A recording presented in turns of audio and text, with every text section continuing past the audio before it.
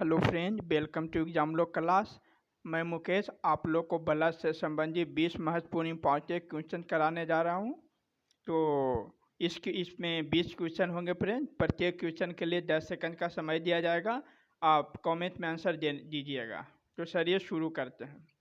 पहला क्वेश्चन,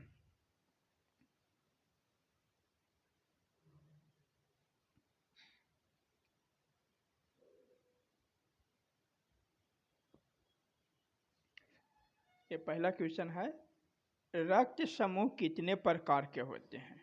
तो ये 4 प्रकार के रक्त समूह कितने प्रकार के होते हैं? 4 प्रकार के, यानी हम डी को लॉक करेंगे। ये कौन कौन होते हैं? ये होते हैं ए बी और ओ। ये 4 प्रकार के रक्त समूह होते हैं। नेक्स्ट, दूसरा क्वेश्चन,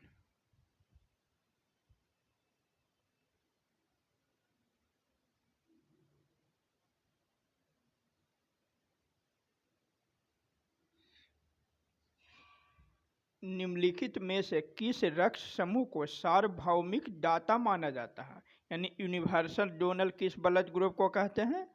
तो ओ को। वो ब्लड ग्रुप है जो यूनिवर्सल डोनर है, सभी को चलाया जाता है। अगर स्पेसिफिक कर जाए तो ओ नेगेटिव ब्लड ग्रुप होता है जो यूनिवर्सल डोनर होता है। नेक्स्ट, यहाँ आप ये देख सकते हैं, ये ब्लड ग्रुप का चार्ट है। ये डोनर है, ये रिसिपेंट है। तो देख लीजिए, ओ नेगेटिव ब्लड ग्रुप है जो सभी को अपना ब्लड दे सकते हैं। ए बी पॉजिटिव हो या ए बी नेगेटिव हो, ए पॉजिटिव हो या ए नेगेटिव हो, बी पॉजिटिव हो, बी नेगेटिव हो, ओ पॉजिटिव हो या ओ नेगेटिव हो। इसीलिए ए बी नेगेटिव को, ओ नेगेटिव को यूनिवर्सल डोनर कहा जाता है। और यहाँ देखिए, ए बी पॉजिटिव है, ए बी पॉजिटिव सभी से ब्लड ले सकते हैं। तो इसीलिए ए बी पॉजिटिव को यूनिवर्सल रिसिपेंट कहा जाता है। नेक्स्ट,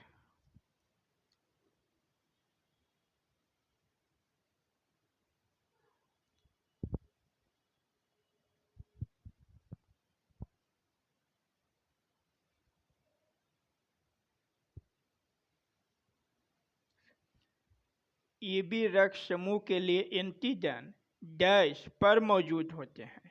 तो ए सी एंटीजन है जो रेड ब्लड सेल पर मौजूद होते हैं। ये आप चारों प्रकार के ब्लड ग्रुप देख सकते हैं। ये ए ब्लड ग्रुप है, B blood group, A B blood group और ओ ब्लड ग्रुप। तो ए ब्लड ग्रुप पर ये आरबीसी के सतह पर ये एंटीजन है।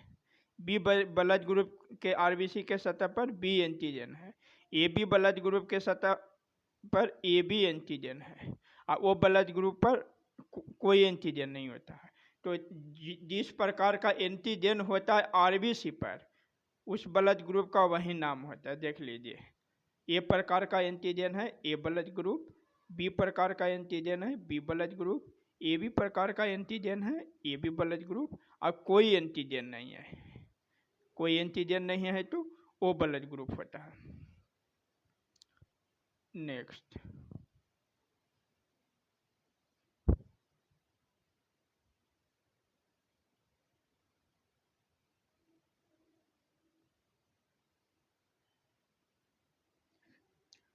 निम्नलिखित में से किस रक्त समूह में कोई प्रतिजन यानी एंटीजन नहीं होता है?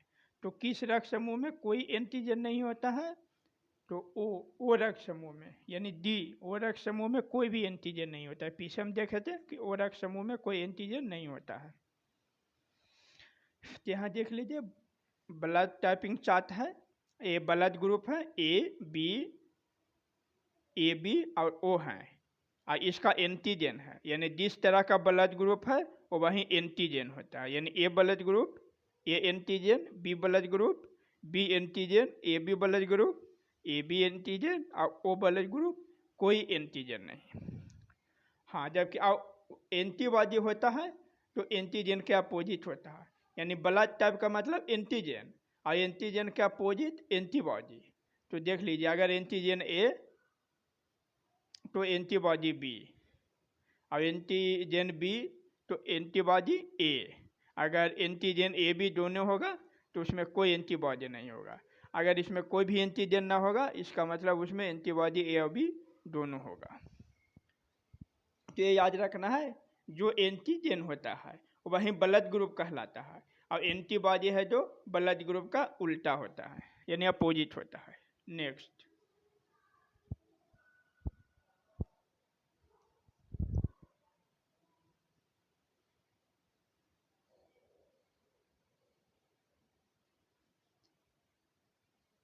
दो रक्त परीक्षण क्या है, यानी ब्लड टेस्ट में दो दो क्या चीज़ का टेस्ट किया जाता है। तो ये किया जाता है ABO का और RH का, यानी आपका ब्लड ग्रुप क्या है, ए है, बी है कि ए बी है, और RH फैक्टर क्या है, नेगेटिव है कि पॉजिटिव है। तो ये दोनों का चेक किया जाता है, यानी हम बी ऑप्शन को टिक करेंगे। नेक्स्ट,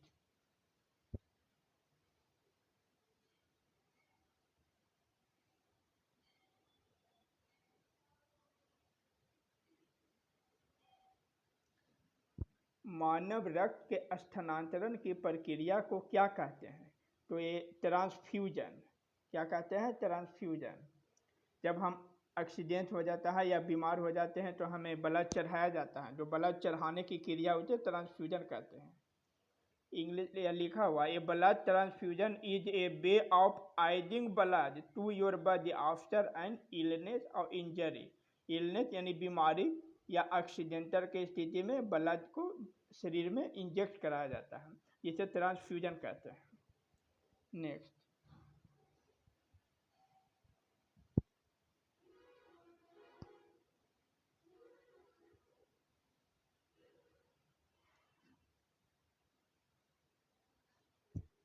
सबसे दुर्लभ रक्त समूह कौन सा है? तो AB नेगेटिव। AB नेगेटिव जो रक्त समूह है सबसे दुर्लभ है, बहुत ही कम लोगों में पाया जाता है। यहाँ देख लीजिए, AB नेगेटिव ब्लड ग्रुप है इंडिया में मात्र 0.48% लोग में, और पूरे वर्ल्ड में 0.41% लोग में, यानी 1% लोग में भी AB नेगेटिव ब्लड ग्रुप नहीं पाया जाता है। इसलिए AB नेगेटिव ब्लड ग्रुप को दुर्लभ ब्लड ग्रुप कहते हैं। और O पॉजिटिव है ब्लड ग्रुप जो सबसे ज़्यादा लोगों में पाया जाता है। नेक्स्ट,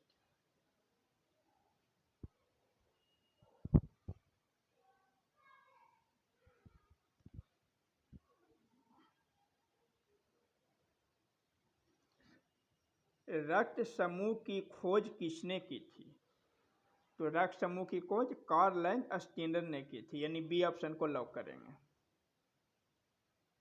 ये देखिए कार्ल लैंड स्टीनर है, जिन्होंने 1901 में रक्त समूह की खोज किए थे, और उन्हें 1930 में नोबेल पुरस्कार दिया गया था। नेक्स्ट,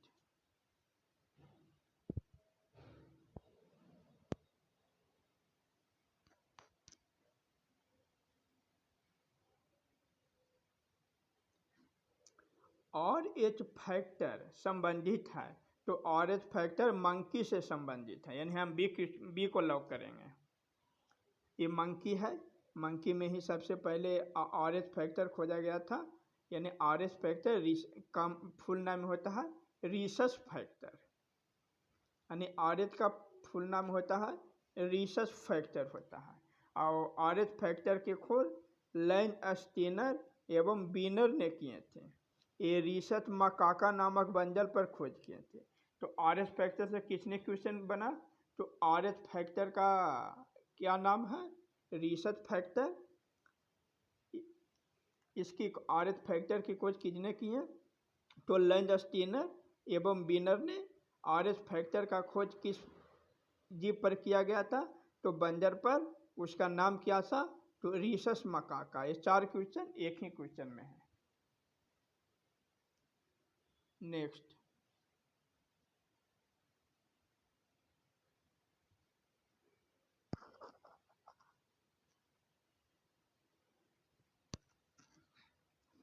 यदि किसी व्यक्ति का रक्त समूह ए है तो मौजूद एंटीबॉडी है, तो एंटीबॉडी ए बी एंटीबॉडी होगा, यानी ए को लॉक करेंगे। जो रक्त समूह होता है उसका अपोजिट में एंटीबॉडी होता है, तो यहाँ है रक्त समूह ए यानी ब्लड ग्रुप ए है तो उसमें एंटीबॉडी बी हो जाएगी। ये चार्ट से आप समझ सकते हैं कि ये ब्लड साफ यानी ब्लड ग्रुप है, एंटीजन है, एंटीजन ए है तो A blood group, antigen B है तो B blood group, antigen A B है तो ए बी ब्लड ग्रुप, अगर कोई भी एंटीजन नहीं है तो ओ ब्लड ग्रुप है। यानी जिस ब्लड ग्रुप में जो एंटीजन होता है वहीं उसका ब्लड का ग्रुप होता है, और एंटीबॉडी होता है जो ये एंटीजन का अपोजिट होता है। यानी अगर ए एंटीजन है तो उसका एंटीबॉडी बी होगा, अगर बी एंटीजन है तो उसका एंटीबॉडी ए होगा, अगर ए बी एंटीजन है तो उसका ए बी का एंटीजन क्या होगा, कुछ भी नहीं, तो उसमें कोई भी एंटीबॉडी नहीं होगा। और जबकि किसी में ओ एंटीजन है तो ए और बी दोनों एंटीबॉडी होगा। यानी ब्लड ग्रुप का मतलब होता है आरबीसी सेल के सतह पर उपस्थित एंटीजन। तो जिस ब्लड में जो एंटीजन होता है वहीं उसका ब्लड ग्रुप होता है, और एंटीबॉडी हमेशा अपोजिट होता है। यही याद रखना है, कभी कंफ्यूजन नहीं होगा। नेक्स्ट,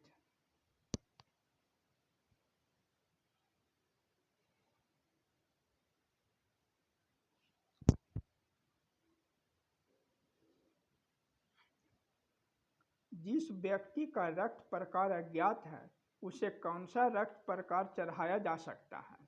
तो ओ नेगेटिव। ओ नेगेटिव को यूनिवर्सल डोनर कहा जाता है, इसलिए किसी को भी चढ़ा दिया जाता है। नेक्स्ट,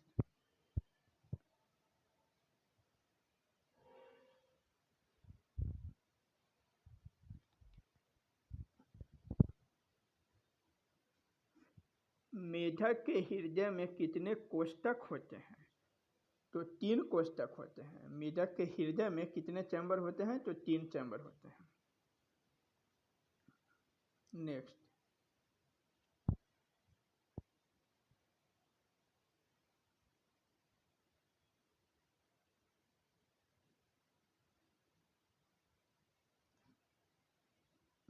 ABO प्रणाली में रक्त समूह O की विशेषता क्या है? तो एब्सेंट ऑफ बोथ एंटीजन ए और एंटीजन बी, यानी कि O रक्त समूह में एंटीजन ए और बी दोनों उपस्थित होता है। पिछले स्लाइड में हम बताए हैं कि जो O रक्त समूह होता है यानी ब्लड ग्रुप O में एंटीजन नहीं होता है। नेक्स्ट,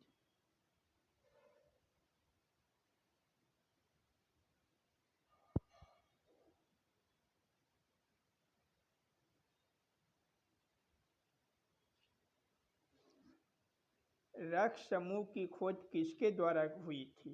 तो कार्ल लैंडस्टीनर, यानी ब्लड ग्रुप की खोज कार्ल लैंडस्टीनर ने किया था। वहीं पूछ दे कि RH फैक्टर का खोज किसने किया था?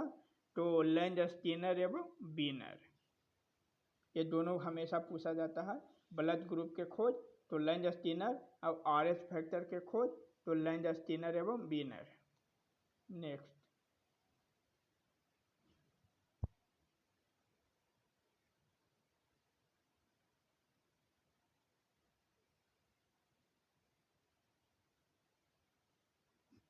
ABO रक्त प्रणाली में आप सामान्य रूप से किस प्रकार के हो सकते हैं? तो आप D इसको लॉक करेंगे। आप AB, AB या O किसी प्रकार के हो सकते हैं। नेक्स्ट,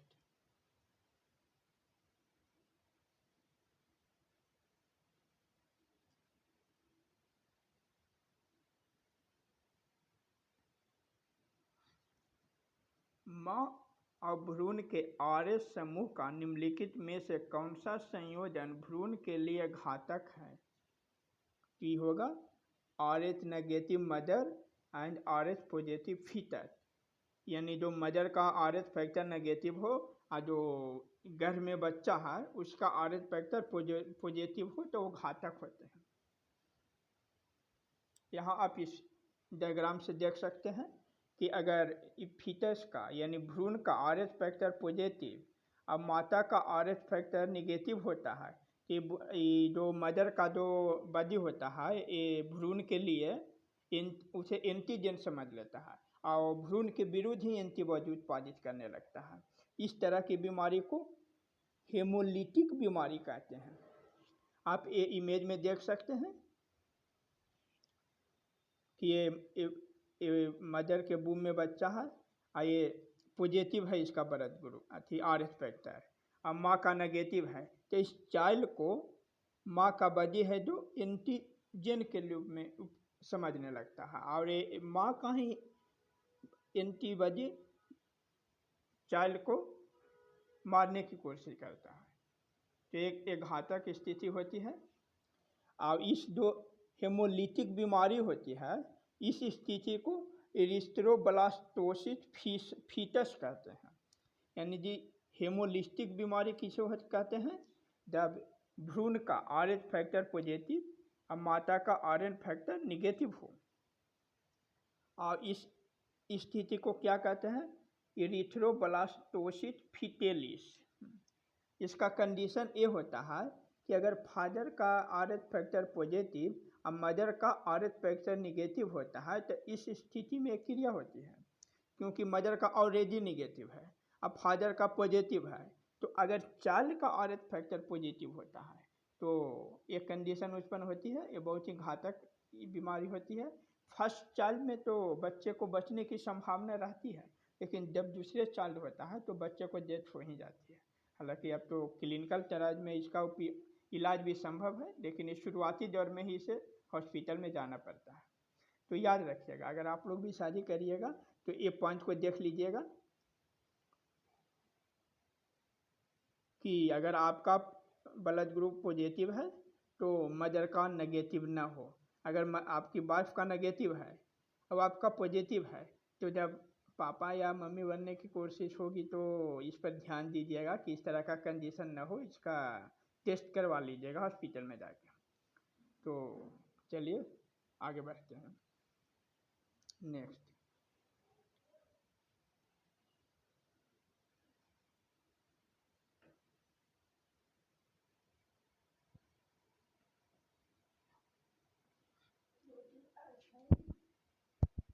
ए प्रकार के रक्त वाले व्यक्ति के प्लाज्मा में कौन सी एंटीबॉडी पाए जाते हैं?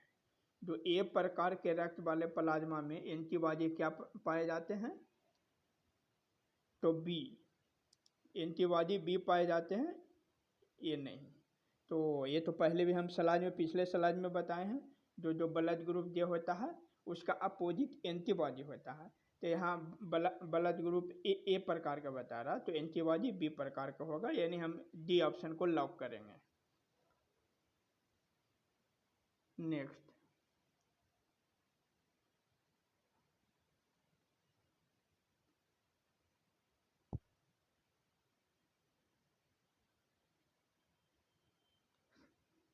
If A blood type ends in positive that means कि होगा you are positive for an R H factor. इसको हम बी के साथ लॉक करेंगे, बी ऑप्शन लॉक करेंगे। नेक्स्ट,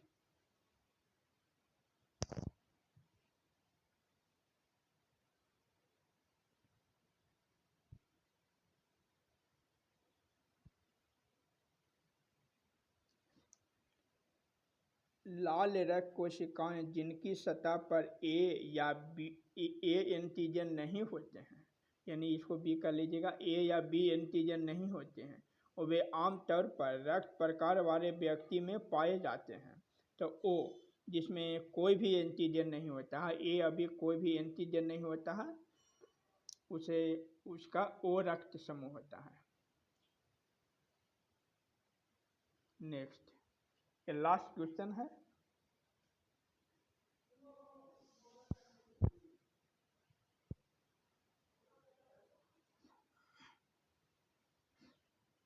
इनमें कौन सा कणिका युक्त है, यानी युक्त नहीं है, यानी ग्रैनुलोसाइट नहीं है, तो ये मोनोसाइट।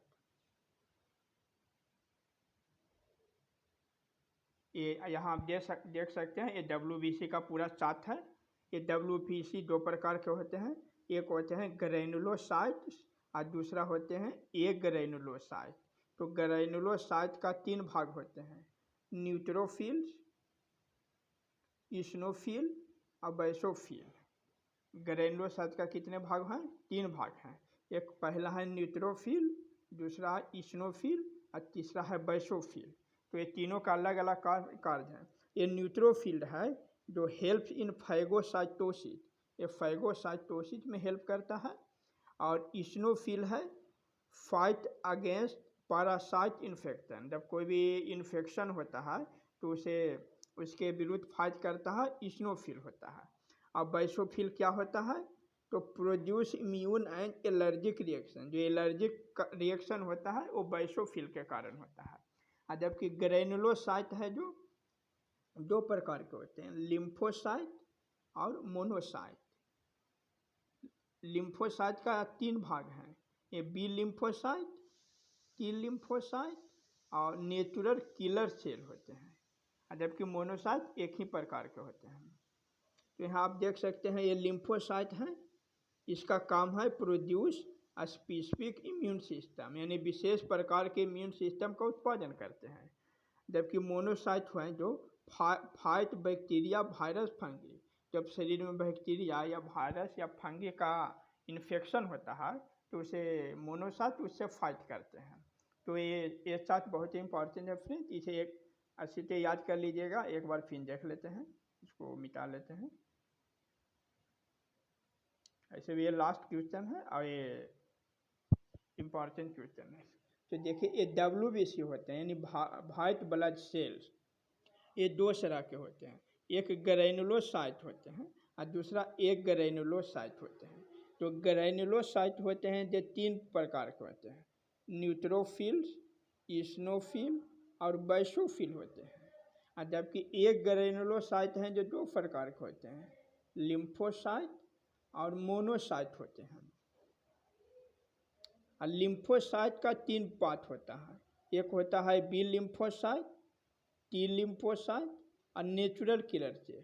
तो ये हमेशा हर एग्जाम में इससे सवाल आते हैं, तो इस साइट को एक बार याद कर लीजिएगा तो आपका पूरा कंप्लीट हो जाएगा। तो आज के लिए इतना ही फ्रेंड। अगर आप हमारे चैनल पर नए हैं तो चैनल को सब्सक्राइब कर लीजिएगा और दोस्तों में शेयर कर दीजिएगा। अगर वीडियो पसंद आए तो लाइक कर दीजिएगा।